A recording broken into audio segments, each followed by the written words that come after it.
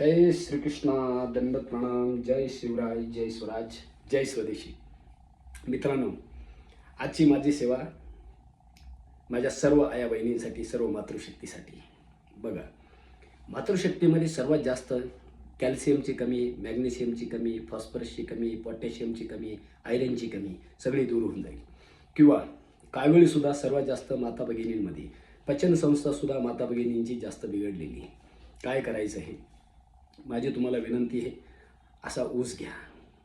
आमच्याकडं गावाकडं ऊस, हा जो ऊस आहे ना, याला जेव्हा एवढल्या दोन कांड्या तुम्ही घ्या आणि त्याला व्यवस्थित आहारामध्ये चुलीमध्ये भाजून घ्यायचं. फक्त असा ऊस फोडून आणि असा भाजायचा नाही आहे. भाजताना त्याला आहारात भाजायचं आहे, चुलीवर तुम्ही भाजा, गॅसवरती भाजायचं नाही, हे मात्र लक्षात ठेवा. असा फोडून नका भाजू, सगळा रस जळून जातो. मग मिळतं काय हातामध्ये?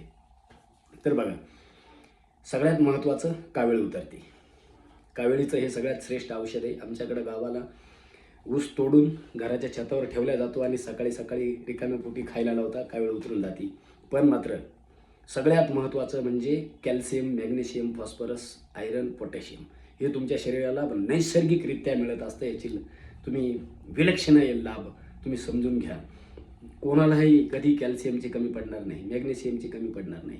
फक्त तुम्ही याला नीटनेटकं व्यवस्थित भाजा आणि दररोज सकाळी रिकाम्या पोटी ऊसाचा रस पिला पाहिजे किंवा खाला पाहिजे. आपण काय करतो, जेवण झालं गेले फेरफटका मारायला, मग तिकडं त्याच्यातही बर्फ टाकून पिल्या जातो. तसं नका करू. ऊस रिकाम्या पोटी प्या, सगळ्यात जास्त त्याचा लाभ होईल. सगळे स्वस्थ रहा, मस्त रहा, चुस्त रहा, दुरुस्त रहा. जय हिंद, जय भारत, वंदे मातरम.